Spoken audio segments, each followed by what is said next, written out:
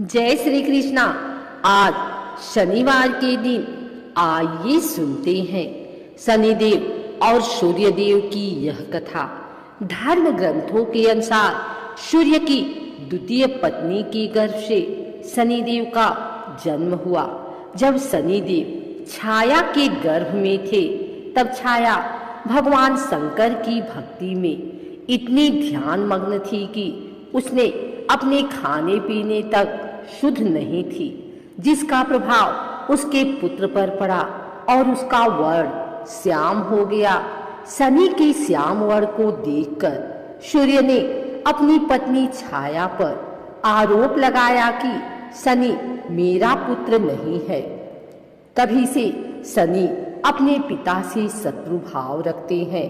शनिदेव ने अपनी साधना तपस्या द्वारा शिव जी को प्रसन्न कर अपने पिता सूर्य की भांति शक्ति प्राप्त की और शिव जी ने शनिदेव को वरदान मांगने को कहा।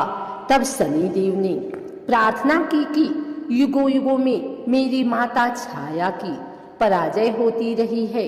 मेरे पिता सूर्य द्वारा अनेक बार अपमानित व प्रताड़ित किया गया है। अतः माता की इच्छा है कि मेरा पुत्र अपने पिता से मेरे अपमान का बदला ले और उनसे भी ज्यादा शक्तिशाली बने। तब भगवान शंकर ने वरदान देते हुए कहा कि 9 ग्रहों में तुम्हारा सर्वश्रेष्ठ स्थान होगा। मानव तो क्या देवता भी तुम्हारे नाम से भयभीत रहेंगे। शनि के संबंध में हमें पुराणों में अनेक आख्यान मिलते हैं। माता के छल के कारण पिता ने उन्हें श्राप दिया। पिता अर्थात सूर्य ने कहा, आप क्रूरतापूर्ण दृष्टि देखने वाले मंदगामी ग्रह हो जाएं। यह भी आख्यान मिलता है कि शनि के प्रकोप से ही अपने राज्य को घोर दुर्भिक्ष से बचाने के लिए राजा दशरथ उनसे मुकाबला करने पहुंचे तो उनका पुरुषार्थ देखकर शनि ने उनसे वरदान मांगने के लिए कहा। राजा दशरथ ने विधिवत स्तुति कर उन्हें प्रसन्न किया। पद्म पुराण में इस प्रसंग का सविस्तार वर्णन है। ब्रह्मवैवर्त पुराण में शनि ने जगतजननी पार्वती को बताया है कि मैं 100 जन्मों तक जातक की करनी का फल भुगतान करता हूँ। एक बार जब विष्णु प्रिया लक्ष्मी ने शनि से पूछा कि तुम क्यों जातकों को धन हानि करते हो, क्यों सभी तुम्हारे प्रभाव से प्रताड़ित रहते हैं, तो शनि महाराज ने उत्तर दिया, मातेश्वरी उसमें मेरा कोई दोष नहीं है।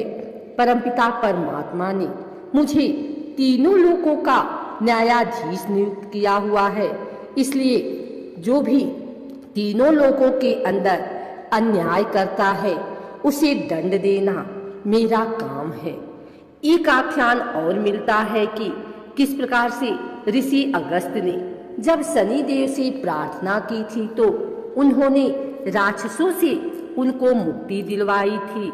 जिस किसी ने भी अन्याय किया उनको ही उन्होंने दंड दिया, चाहे वह भगवान शिव की अर्धांगिनी सती रही हों, जिन्होंने सीता का रूप रखने के बाद बाबा भोलेनाथ से झूठ बोलकर अपनी सफाई दी और परिणाम में उनको अपने ही पिता की यज्ञ में हवन कुंड में जलकर मरने के लिए शनिदेव ने विवश कर दिया।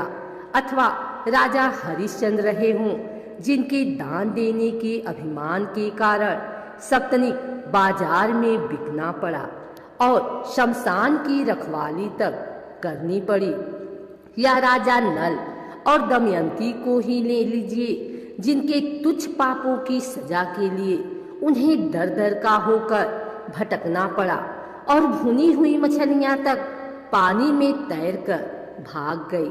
फिर साधारण मनुष्य के द्वारा जो भी मनसा वाचा कर्मणा पाप कर दिया जाता है, वह चाहे जाने में किया जाए या अनजाने में, उसे भुगतना तो पड़ेगा ही। एक और कथा के अनुसार रामायण काल में एक समय शनि को अपने बल और पराक्रम पर घमंड हो गया था। उस काल में हनुमान जी के बल और पराक्रम की कीर्ति चारों दिशाओं में फैली हुई थी। जब शनि को हनुमान जी के संबंध में जानकारी प्राप्त हुई तो शनि बजरंगबली से युद्ध करने के लिए निकल पड़े। एक शांत स्थान पर हनुमान जी अपने स्वामी श्री राम की भक्ति में लीन बैठे थे। तभी वहां शनि देव आ गए और उन्होंने बजरंगबली को युद्ध के लिए ललकारा। युद्ध की ललकार सुनकर हनुमान जी शनिदेव को समझाने का प्रयास किए, लेकिन शनिदेव नहीं माने और युद्ध के लिए आमंत्रित करने लगे। अंत में हनुमान जी भी युद्ध के लिए तैयार हो गए।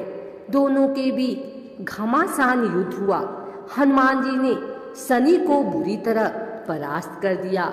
युद्ध में हनुमान जी द्वारा किए गए प्रहारों से शनिदेव के पूरे शरीर में भयंकर पीड़ा हो रही थी। इस पीड़ा को दूर करने के लिए हनुमान जी ने शनिदेव को तेल दिया। इस तेल को लगाते ही शनिदेव की समस्त पीड़ा दूर हो गई। तभी से शनिदेव को तेल अर्पित करने की परंपरा है। उनके जीवन की समस्त परेशानियां दूर हो जाती है और धन अभाव खत्म हो जाता है। जबकि एक अन्य कथा के अनुसार जब भगवान की सेना ने सागर सेतु बांध लिया तब राक्षस इसे हानि न पहुंचा सके, उसके लिए पवन सुत हनुमान को उसकी देखभाल की जिम्मेदारी सौंपी गई। जब हनुमान जी शाम के समय अपने इष्ट देव राम के ध्यान में मग्न थे, तभी सूर्यपुत्र शनि ने अपना काला क्रूर चेहरा बनाकर क्रोधपूर्ण कहा, हे बानर, मैं देवताओं में शक्तिशाली शनि हूँ। सुना है तुम बहुत बलशाली हो। आंखें खोलो और मेरे साथ युद्ध करो। मैं तुमसे युद्ध करना चाहता हूँ। इस पर हनुमान ने विनम्रता पूर्वक कहा, इस समय मैं अपने प्रभु को याद कर रहा हूँ। आप मेरी पूजा में विघ्न मत डालिए। आप मेरे आदरणीय हैं। कृपा करके आप यहाँ से चले जाइए। जब शनिदेव लड़ने पर उतर आए तो हनुमान जी ने अपनी पूंछ में लपेटना शुरू कर दिया। फिर उन्हें कसना प्रारंभ कर दिया और जोर लगाने पर भी शनि उस बंधन से मुक्त न होकर पीड़ा से व्याकुल होने लगे। हनुमान ने फिर सेतु की परिक्रमा कर शनि के घमंड को तोड़ने के लिए पत्थरों पर पूंछ को झटका दे देकर पटकना शुरू कर दिया। इससे शनि का शरीर लहूलुहान हो गया, जिससे उनकी पीड़ा बढ़ती गई। तब शनिदेव ने हनुमान जी से प्रार्थना की कि मुझे बंधन मुक्त कर दीजिए। मैं अपने अपराध की सजा पा चुका हूँ, फिर मुझसे ऐसी गलती नहीं होगी।